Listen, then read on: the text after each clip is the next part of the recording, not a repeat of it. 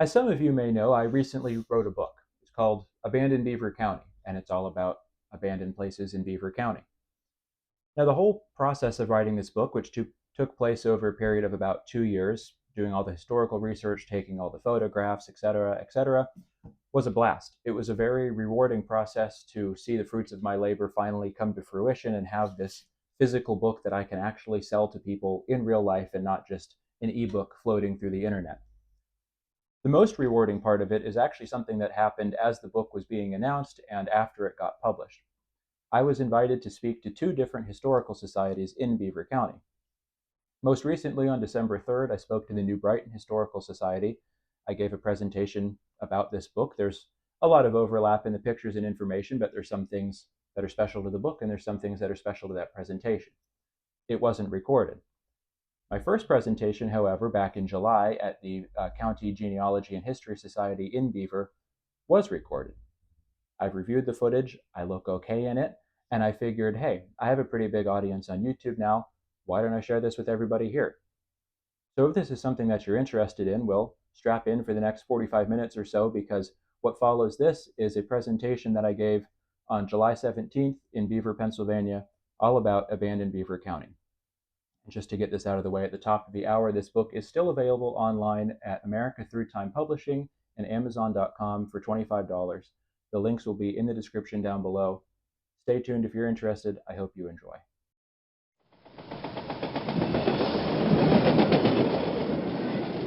My name's Nolan Grimes, and tonight I'm going to teach you your ABCs. It's your Abandoned Beaver County. So just a little bit of background on who I am and why I'm here. So I moved to Beaver in 2011. I was entering 6th grade, and I graduated high school here. My parents still live here. And I've been exploring abandoned places since 2016 when I was a junior in high school. A lot of the kids that I was friends with, that's just kind of a thing to do around here because there's so many abandoned places. And I just started to enjoy it a lot more than I think a lot of other people did, and I still do it today. I've been to Western Pennsylvania, I've been to Central Pennsylvania, I've been to Ohio, up into Vermont. I've been out west to some ghost towns and down south. So I've seen a lot of places, but Beaver County really has it all when it comes to abandoned things. And I'm not just saying that because I'm biased towards Beaver County. We have factories, we have houses, we have recreation areas, we have farms, we've got it all. And then a little bit of background on how this whole presentation came to be. I have an Instagram where I post pictures about these abandoned places that I go to. And just about 2 years ago, in July of 2022, somebody reached out to me that worked for a publishing company, and they said, we really like your pictures. Would you be interested in writing an abandoned book in this series that we do called Abandoned? And I said, yeah, sure.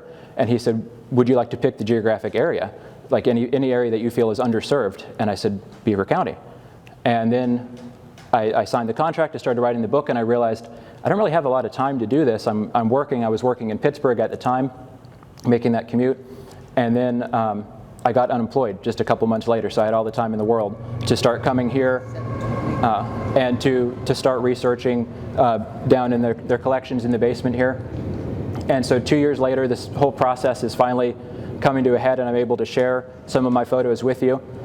So this is the presentation that goes along with the book that I've completed. I'm going to have information about how to order the book at the end. It's available for pre-order on Amazon right now. I had wanted it to be available for sale today, but it didn't work out that way.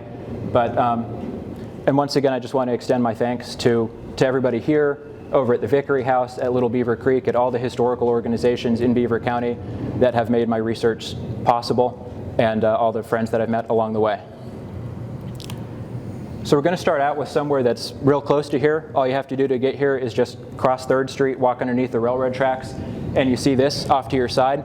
This is old Route 68, the way that you used to get from Beaver down to Bridgewater before they built the highway. And on my next picture here, you can see there's actually still some trolley tracks visible down the middle of that section of road, and it's just left to sit in this little patch of grass. Also close to home, this is down on the river right here in Beaver. A barge stuck along the shore near what I call Beaver Beach. I don't know how it fared with all the rain that we had back in April. It might be sunken now, but that was a lot of fun to get down there and check that place out. And also along 68 over towards Midland is this abandoned bar or restaurant that I don't know any of the history of, but I think it's pretty scenic every time I drive past. So then we'll move close to where I grew up over in Vanport Township. This is a bridge from the Beaver Valley Railroad that was built around 1900, and the railroad was last used in 1973. This railroad actually extended all the way through Vanport Township and down 5th Street in Beaver before terminating over by the Times building. And as you can tell here, they've retrofitted it to add a gas pipeline because Sunoco owns the property now. This is on the same railroad line not far from my parents' house, actually. This is out in the woods. There's this little culvert that they built to cross the stream, and some local neighborhood kids have turned it into a walking trail with a wooden bridge across it.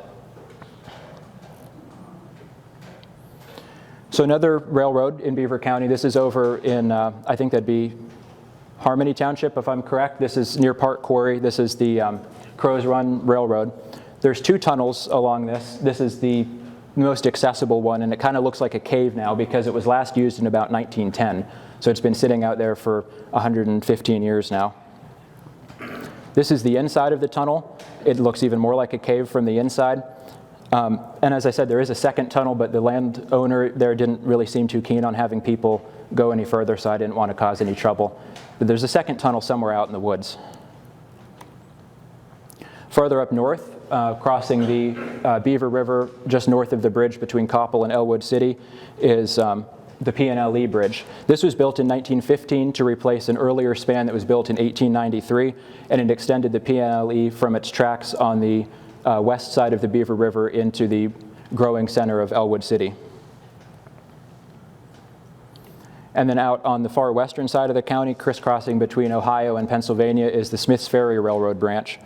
This was hastily built in 1933, literally under the cover of night, because the Pennsylvania Railroad and the New York Central Railroad had a monopoly on coal transit in the area, and the Pittsburgh Coal Company wanted their own way to transport coal from the mines up to the steel mills in Youngstown.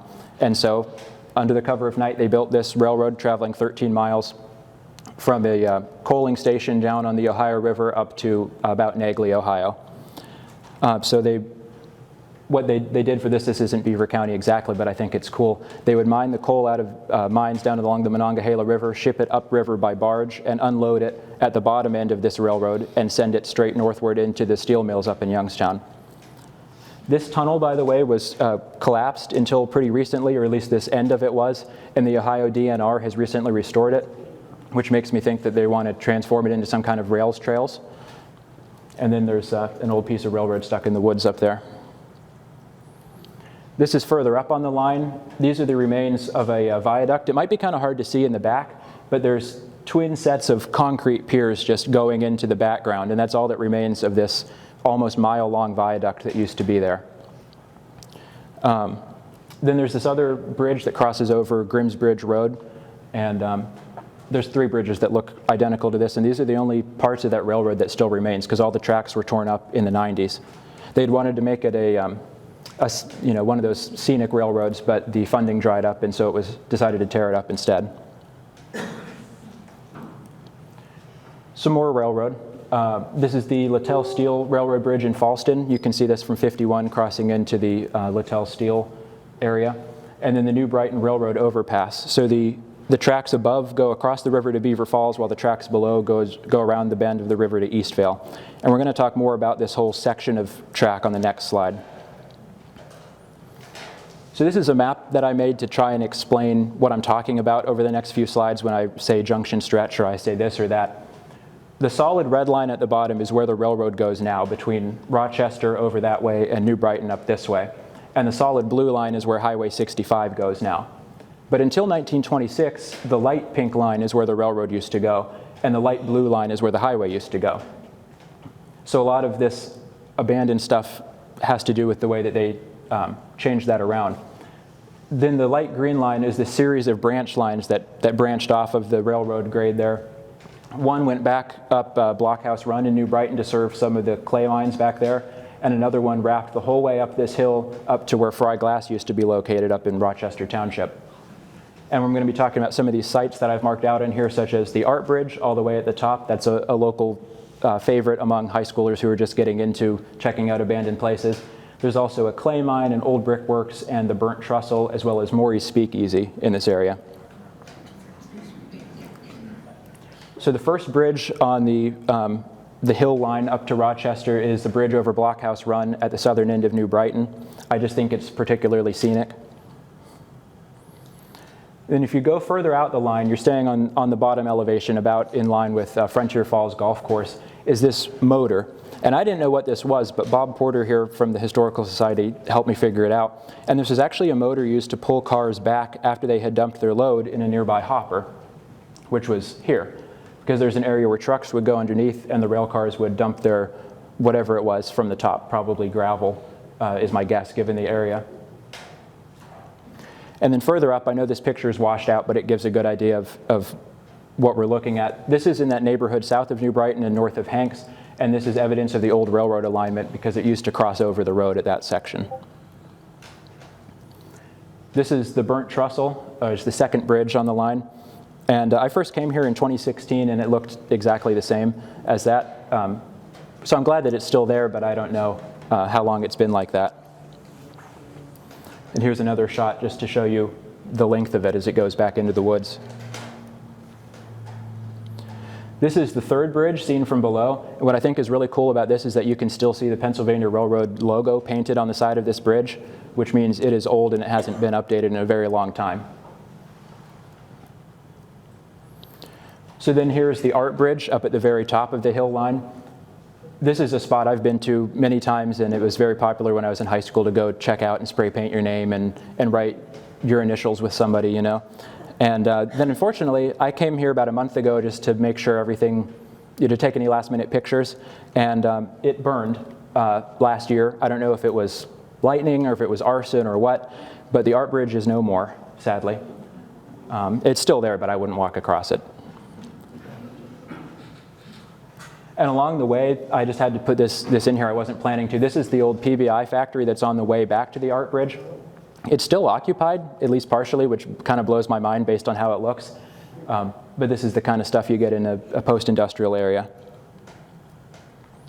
So then back to the bottom part of the line near where that engine and hopper was, this is a stack of rail cars that's been left here.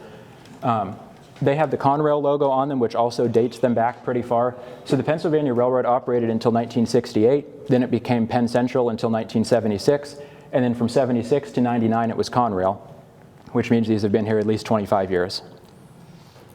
Now I want to zoom in on one section of one of these cars that I find particularly interesting. This little metal strip, you wouldn't think much of it, but it's actually a historic artifact. It was the first practical use of barcodes, was using them to track rail cars, because the railroads had all these cars going all over the country and they didn't know where they were. So they thought, well, we'll install a reader at every rail yard and we'll paint these bright blue and orange stripes on the side of railroad cars and it'll read them. It'll tell us what yard they're in. That worked kind of until they got really dirty, as rail cars do. And then by the time they ended the program, they had computers that were advanced enough to track it that way. But this is still here out in the woods of Beaver County. I just like this shot a lot. So what we're looking at here is towards Frontier Falls mini golf. If you took the track on the right, that would lead you across Highway 68 or 65 to the main line now. And then in order to switch the track, you would have used this manual lever here. And I wanted to include this anecdote here because I was hiking out here with one of my friends, and he said, this seems really familiar to me. I want to ask my dad about this. And it turns out his dad was a railroader that worked on this section of track until it closed, which I think was about 2004, if memory serves. And he said the hill line was so steep that in order to bring trains down, they would actually bring the trains in reverse with the engine going uphill and the caboose applying the brakes as hard as they could so that the train didn't just free fall the whole way down the tracks. So it's kind of no wonder why they decided to let this line go. And then up at the top of the line, this is called Hell's Canyon. I hope this is kind of bright enough for the people in the back of the room. I know it's a dark photo, but this is noticeably colder than the rest of the line because it's this really deep cut that they needed to make to gain enough elevation to go around the top of the hill. So this is enough of railroads for now. I want to move on to Beaver County's premier ghost town, and that is Aliquippa. So for those of you who aren't from Beaver County, who don't know the history of Aliquippa, basically, until 1906, there was this small farming village called Woodlawn. And then in 1906, J&L Steel wanted to expand from their steelworks down in south side of Pittsburgh. And so they thought, hey, this beautiful bucolic valley, let's build a giant steel mill here. And they did. And they also built one of the world's largest workers' towns, at its height housing about 30,000 people. And they were building a house a day in the early 1900s to house all the workers. Aliquippa actually became the largest integrated steel mill in the world for a time. And I believe it outproduced all of Germany during World War II. And I call it modern Roman ruins. I think you can see the similarities there. So I do think that there's still more occupied buildings than abandoned buildings in Aliquippa, but only because so many buildings have been torn down. Aliquippa's population now is less than the amount that used to work at the mill, just to give you a sense of the decline that it's faced since the 80s. Here's a really interesting remnant of a store when you get into town on the southern end of Franklin Avenue. And then the First National Bank in West Aliquippa up above, and an old sign from an abandoned house in the bottom right there. Here's the main entrance to town when you come off of 51 from Monaca. Pretty optimistic, in my opinion. And all these photos, by the way, were taken in March of 2023. I went down to Aliquippa a few times. I talked to some people at the library there. In fact, I believe next month's presentation will be about Aliquippa. Am I right on that, Rosemary? We're going to have the woman from the library in Aliquippa present on that? Not here. I'm not sure where she's okay. speaking yet. Forget I said anything. So Franklin Avenue used to have over 300 businesses on it. Now it has maybe 30. I don't even know if that's accurate anymore. Since the 70s, shopping has moved up to Hopewell because it has better access to the rest of Beaver County as well as to the freeway. Abandoned store on Franklin Avenue up there on the right, and what I can only assume are old basement steps on the left. It's the foundation of a house is near there, and I don't really know what else that would be, but I wasn't about to go down to check it out. So this was once a paved street lined with homes. Now it's a somewhat paved street running into the woods. Aliquippa was a model industrial city from the early 1900s until the steel mill shut down in the 80s, but cracks had kind of begun to show before this. As I mentioned, the shopping largely moving out of town by the 70s, and a lot of steel workers actually moving out of town because they could afford nicer houses out in the township instead of living in the crowded conditions. This is one of those houses on that street that we saw earlier. I want to know if a meteor hit this because I don't know what else would have made a house look like that. And then the Highway 51 bypass tore down a few blocks of Aliquippa. That's the main way you go through Aliquippa now is on 51. And that kind of damaged a lot of the commercial district. And then, as I said, steel workers began to move out of town, out into the suburbs. And that was the beginning of the end. Here are some abandoned houses up on the hill overlooking Ambridge. And here's a head-on view of that one house, just pretty enormous, even for half of it. Some more double houses in the Logstown plan, which would be to the north of town. The whole streets of houses look like this throughout Aliquippa. Here's a really cool building that I had to include. I don't know what it is exactly, but as you can see, it's in the sharp curve of this road that leads you up to Plan 6 from the main part of Franklin Avenue. So Aliquippa, as I garnered from your reaction at the beginning, is kind of known as a place to avoid today. You don't really want to go there. But if you do get the chance, I think you should go down some side streets and see what's out there, because there's a lot of cool relics just sitting out in the open, such as this old fire station in West Aliquippa and some of the stuff I have on the next slide.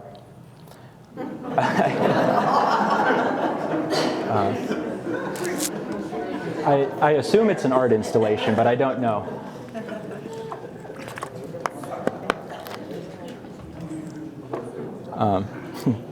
In the lot next to this, however, is the only remaining row house left in its entire block on Spring Street. The whole street would have been lined with these the whole way up, and they've all been torn down now as they get abandoned.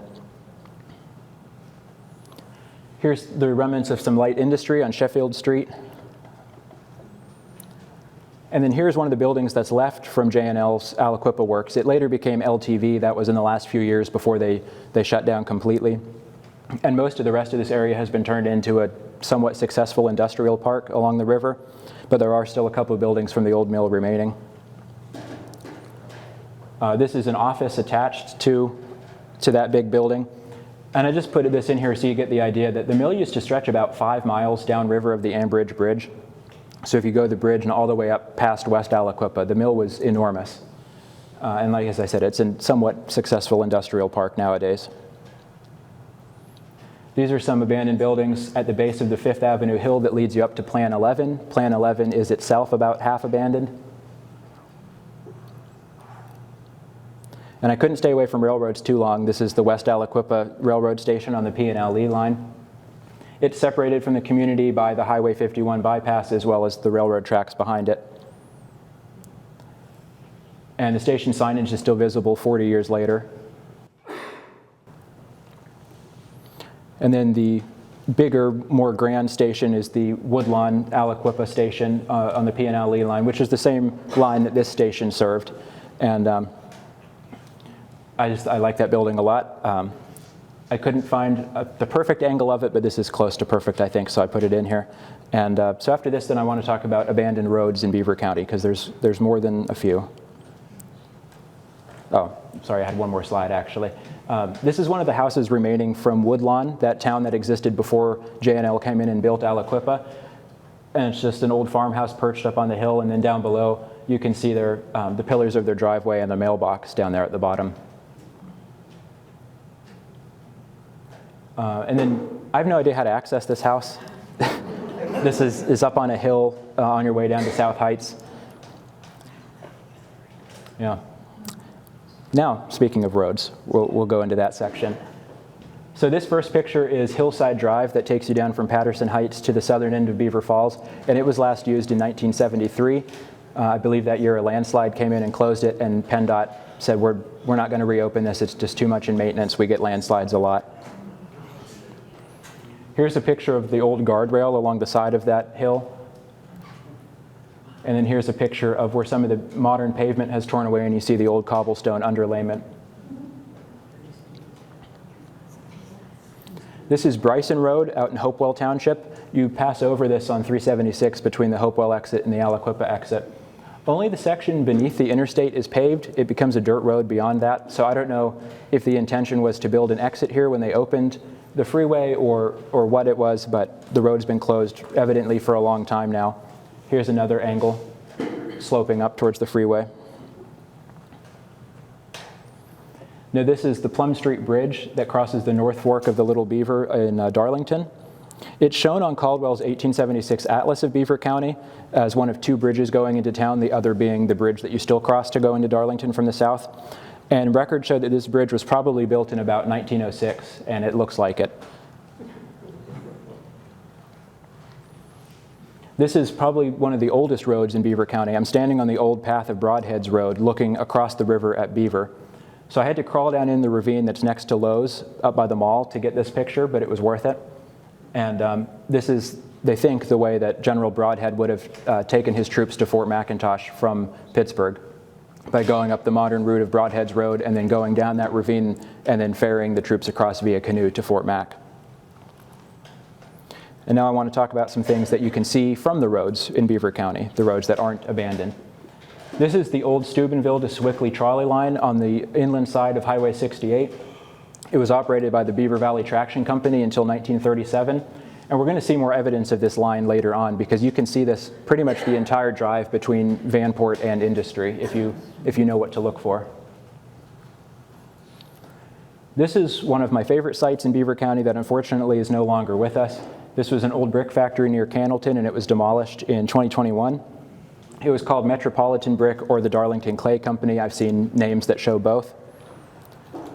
That was an old picture, I think from about 2018. This is a picture from a couple years ago. It's just a pile of rubble now, which makes me sad. I've been there like 8 times, and it was, like I said, one of the coolest places in the county, but it is slowly being restored to a more natural state. So silver linings. This is the inside of that brick factory. It was full of these old machinery installations and a bunch of conveyor belts and a bunch of piles of clay dust. I don't know anything about the brick making process, but I guess it has to do with all that. There was once 24 brick factories in Beaver County. Now there are none in operation, and I think there's 4 that are still standing, but they're all abandoned. And we're going to touch on a couple of those later. This is down in Raccoon State Park. This is what I think is an old spring house. I don't know for sure, but there is a spring behind it, so it makes sense to me that it's a spring house. This is just a normal house abandoned on Pleasant View Road out in Ohioville, showing us that not only is it really old stuff that's abandoned, but also houses that were built in probably the 50s or 60s can also become abandoned. Similarly, this house in Shippingport in the shadow of the nuclear power plant. There's a few other houses that are abandoned in Shippingport, but this was the most photogenic. That's why it was included here.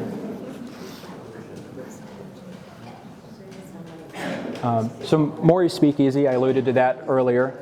Some of you may have memories of going to Maury's Speakeasy when it was a place to go see music back in the 70s and 80s. It's just behind that old railroad grade that goes up the hill to Fry Glass. It burned down less than a week after I went here to take pictures, which really taught me to go out and actually see stuff when you want to see it, because you don't know when it's going to be gone. This is the same view from a week later. I was there on a Sunday, and then I came in here actually to do some research that Friday, and they said, "Did you hear what happened to Maury's Speakeasy last night?" And this is what happened. And I don't know if this was lightning or arson or what, but due to the location, as you'll see on the next slide, there was no way they could have brought a fire truck in to save it, even if they'd wanted to. Because to enter Maury's Speakeasy, you have to come off of Highway 65 and make many 90-degree turns, taking you through a tunnel underneath the old railroad tracks. That road has now become just a stream. There's no pavement left there.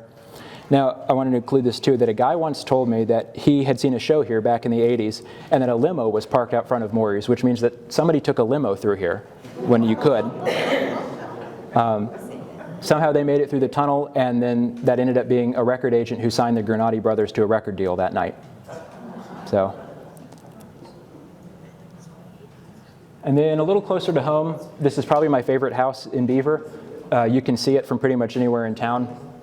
I just love this place. I've always said if I win the lottery, I need to find out who the owner is and say, how much do you want for it? I love it. This is another angle so you can see the size of it.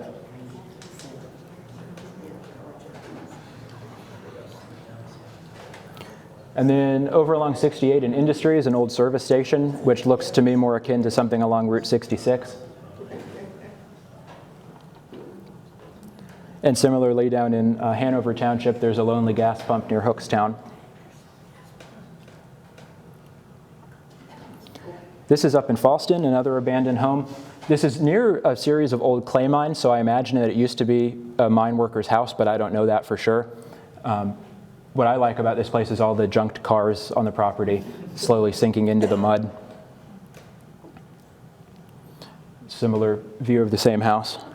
And then this is just further down from that house by a few hundred yards. I assume this is a building that has to do with the old clay mines that were in the area. Again, I don't know that for sure. But usually when you see old concrete buildings out in the woods, it had something to do with a mine. Further over by Cranberry, this is on Klein Road. There's an old log cabin that was turned into a more modern house by just adding onto the exterior. I took this photo in the fall of 2022, and then a few months later this house was completely demolished, so it's no longer standing. But I'm glad I got out there before it was gone. So if you go around to the back side of the house, you can see the old log cabin skin underneath. And some similar pictures there. The interior was gutted before demolition, and then you can really see the layers of history on this side of the image. Another abandoned house up in Ohioville.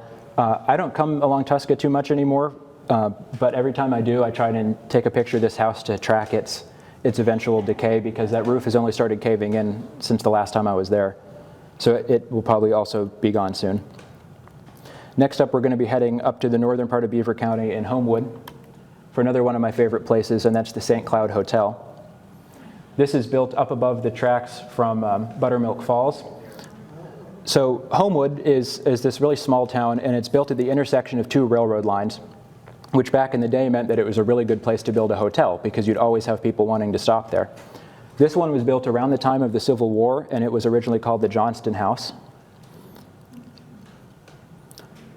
There used to be an addition on the back, obviously, but that's long gone. It operated under a bunch of different names until the 1980s, when it was finally abandoned for good. The local volunteer fire department owns the building now, and for a while there was a sign out front tracking their progress on how many donations they'd made to restore this to a bed and breakfast, but that sign has been discarded a few years ago. This is another place that I come back to from time to time, and so it's just, it's not going to be a bed and breakfast, it's just sitting there. This is the side door to the building, and this is an interior shot looking out towards the front where the porch would have used to have been. From the other angle, a room with a view.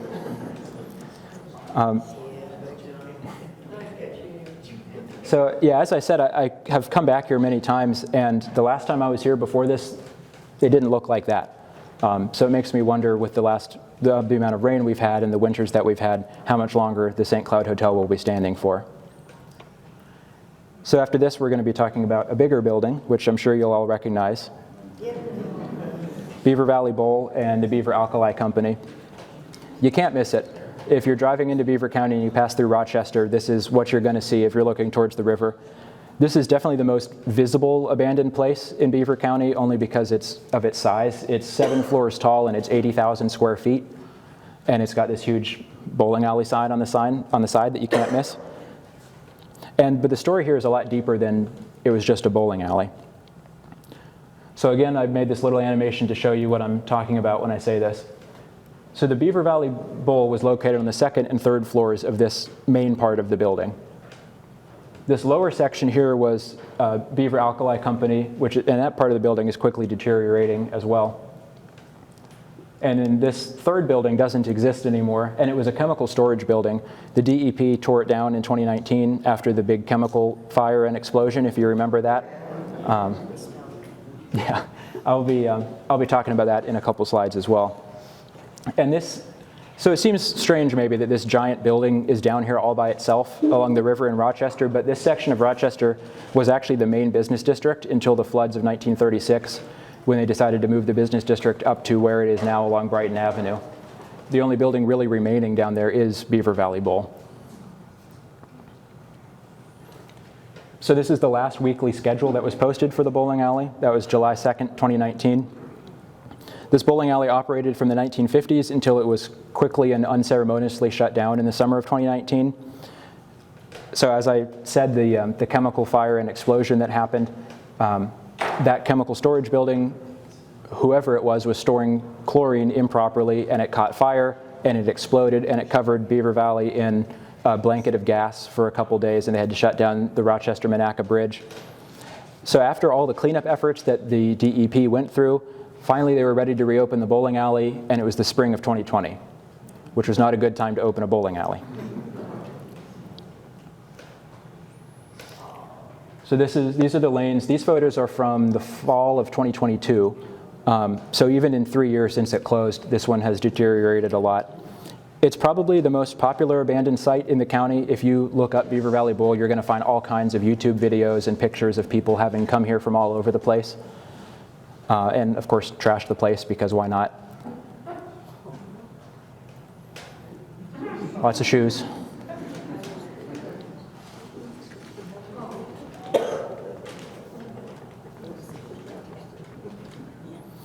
So this place is a really cool time capsule because they didn't plan on shutting down, they just had to, and so everything was left behind. So there's this tournament towel from, I think this says 96. It's not the clearest picture, I know that, but if you look at their Facebook page right now, it says that they'll reopen August 6th, 2019. Obviously not true. And in fact, I remember the first time I came here, it was kind of by accident, because me and some friends wanted to go bowling, and we went down to Baden, and the bowling alley was closed for some reason. So we said, how about Beaver Valley Bowl? I'd never been bowling there. My friend hadn't been in about 10 years. So we walked up, and this was in December, and the sign said, reopening in September. And they clearly had not reopened. So we said, well, let's go inside anyway. The door's open. And we did, and that's the first time that I explored this building, and I've been back a couple times since. I didn't put this here.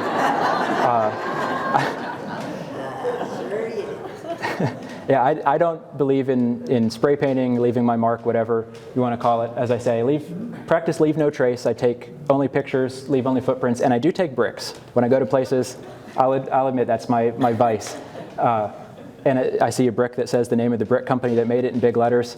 I take it. I think they're really cool. I don't think anybody's going to miss a brick. Here's some of the old machines at the bowling alley. You might recognize this bowling alley if you've watched the 1996 sports comedy Kingpin, starring Randy Quaid and Bill Murray. It was filmed at least partially at this bowling alley.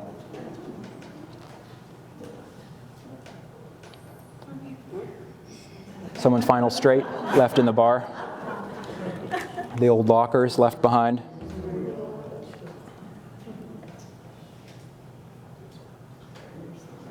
Here's an old electrical panel on the first floor. And this is looking into the office area from the area that was formerly the lounge. Here's another view of the main bowling area. There was two areas in there, the main bowling area, and then there was, I think, 3 or 4 lanes to the other part of the building by the pool hall area. So let's head outside then and take a look at the other part of this building that I alluded to earlier, which is the Beaver Alkali Products building. And so some history on the building as a whole. The whole structure was built in 1903 for the Beaver Valley Brewing Company, which then closed in 1908. And then it became a milk bottling plant, and it became a bunch of businesses through the years until the 1950s. Here's some interior pictures of the laboratory. So then a local chemist bought the building in the 1950s, and then he owned it until his death in 2009. His son took over ownership after that. And basically, they just made pool supplies and cleaning products and other chemical things, hence the name Beaver Alkali Products. And everything was left behind, I assume, on the death of the original owner in 2009. This is in his office, his bookcases. This is a desk in the building. I don't know if this was set up to look this way or if somebody actually just left it after the last day of work like this. It was also, the company was also known as the Pool Doctor. So that, like I said, they made and sold pool supplies, cleaners, and related chemical products, and then stored them improperly in that building next door. Some coats hanging on the wall.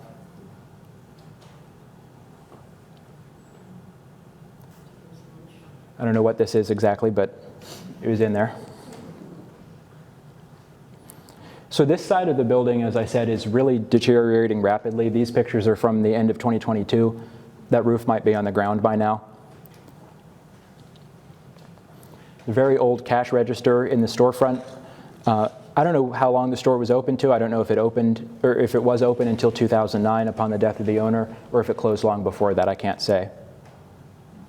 But there's lots of records still on site, and there's lots of products that are just sitting in the old storefront, and there's storeroom behind it.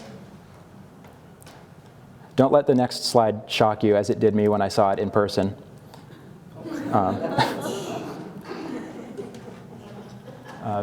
Art installation that people like to do. The next section after this only has a couple of photos. And for the most part, what's in here is what's in the book.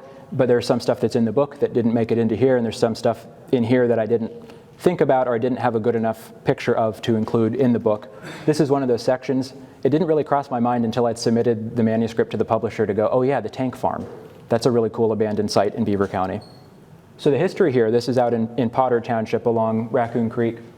It was a fuel storage site built during World War II to store, they had 6 million-gallon tanks of airplane fuel. And they designed it to look like a farm from above so that any aerial bombers wouldn't mistake it for a fuel storage site, which it was. And then they would pump this oil, or this fuel out onto barges in the Ohio River and take it down to Navy yards wherever they would need it. These pictures are from 2018, one of the first times I came to this area. This area has rapidly changed since then. They're turning it more into a park rather than just leaving it as an abandoned place. And I'm torn, obviously, on the merits of that. Of course, a park is nice so more people can enjoy it, and you can picnic there, and you can have a public bathroom and all sorts of nice things. But on the other hand, it doesn't quite have the same magic to it that a leftover site does. So after this, we'll be leading into our final section. I saved the best for last, in my opinion.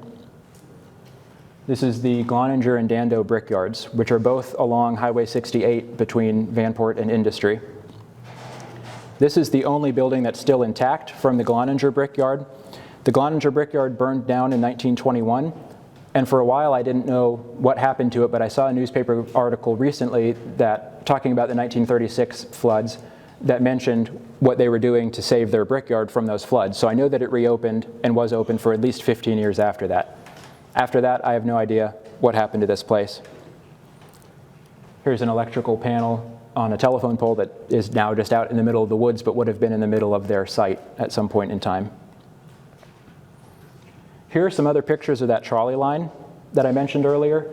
So the trolley went right behind both of these brickyard sites on a cliff up along the river behind them. And this is one of the concrete piers that held up the line as it traversed the area. I'm thinking what happened is that they mined a little too far back into the hillside, because I don't think the trolley would have built their piers to be so precarious, but I don't know for sure. Most of the brickyard looks like this. It's just walls with no roofs or doors or windows, except for that one remaining building that's still there. When it burned down in 1921, there was one death in the fire, and that was a firefighting mule that they had used. The coolest thing about this site, in my opinion, is the old mine face that's still accessible. I could crawl through that hole if I want to. It's a pretty big hole. I don't want to. I don't want to go in there, even though I think it'd be really cool to see what an old clay mine looks like. It's at the highest point in the site, and there was a big ramp coming down the hill from it, so I think it made sense. They just worked their way through the process before ending at the railroad tracks at the eastern end of the site. That's my guess as to how that worked. So the next few slides are going to be what is, in my opinion, the holy grail of abandoned Beaver County, one of my favorite sites, and that is the Dando Brickyard, further up along 68 on your way to Industry. You can see this. It's very visible if you're going up that way, and it's on the inland side, on the other side of the railroad tracks. So nowadays, the site is mostly used to store a lot of junked cars. It's a shame for society that property can be left like this and not put to a better use. But for people like me, it's a really good thing, because I get to go out and take lots of pictures of these old trucks and school buses and cars. Here's another old Christian assembly bus that's left there. So the flat area where most of the cars are is to the east of the site, and there used to be 26 brick kilns there. They were all about 50 feet tall and 30 feet in diameter and could store about 90,000 bricks each. So the output of Dando Brickyard was insane. And a lot of the times, if you look at cobblestone streets or sidewalks or old brick walls throughout Beaver County, look for the name Dando, because I'm sure you're going to find it in a lot of places. Clearly, I'm not the only person that's come here.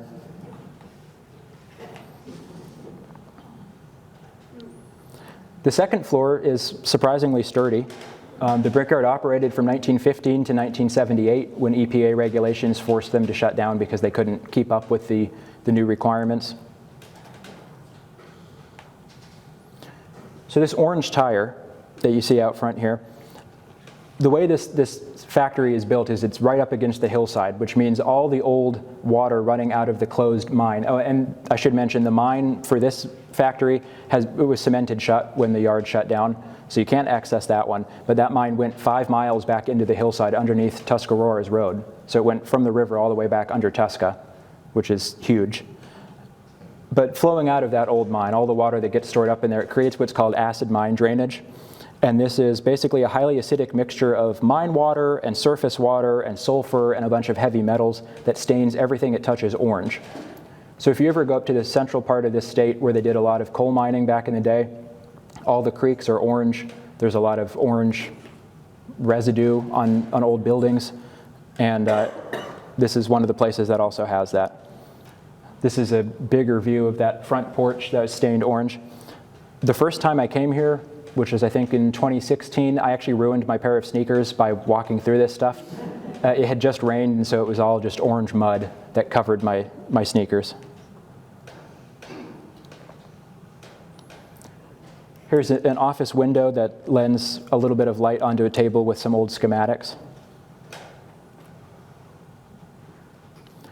Again, I don't know how the brick-making process works, but it has something to do with big wheels and holes in the wall, because there's a lot of big wheels and holes in the wall.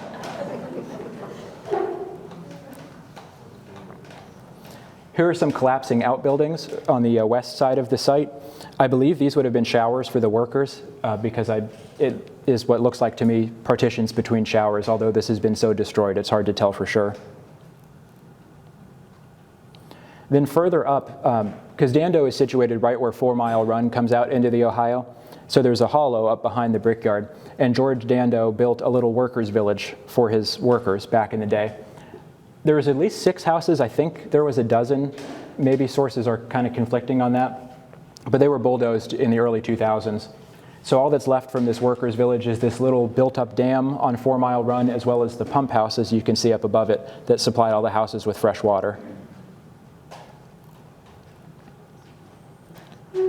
Call this one Old Meets New. This is from up on the roof of the factory looking across the river at the cracker plant. And then it begs the question, will the cracker plant be abandoned someday? This area is 2 floors above basically thin air. This is as far up as I'm willing to go. Yeah, I like exploring, but I don't take risks like that. And then as a better angle of that, we'll finish up with one of my favorite shots. So you can see how high up the stairs go, but also the full scale of this factory. And that is the last slide I have. So I'm going to end it here by saying, if you liked this presentation, it's in conjunction with a book that I've written called Abandoned Beaver County. You can scan this QR code if you'd like to pre-order that on Amazon right now. It'll be coming out August 6th. Also, if you just go to Amazon and you type in Abandoned Beaver County, it'll be the first result. Also, I have a YouTube channel. Mostly I post about Pittsburgh history and geography because I live in Pittsburgh now. But I do want to cover a lot more Beaver County stuff as it goes along because I love Beaver County too. I also have an Instagram, knowles.exploring, if you'd like to follow me there, and an email if you'd like to ask me any questions or send me anything or whatever, knowles.exploring@gmail.com. Feel free to take pictures of this or scan the QR code. And that's all I have. So if you have any questions, I'm happy to answer them. And thank you all for coming out tonight and sharing this with me. This is the culmination of 2 years of work that I've been doing. So it means a lot to see so many faces here tonight to celebrate this with me.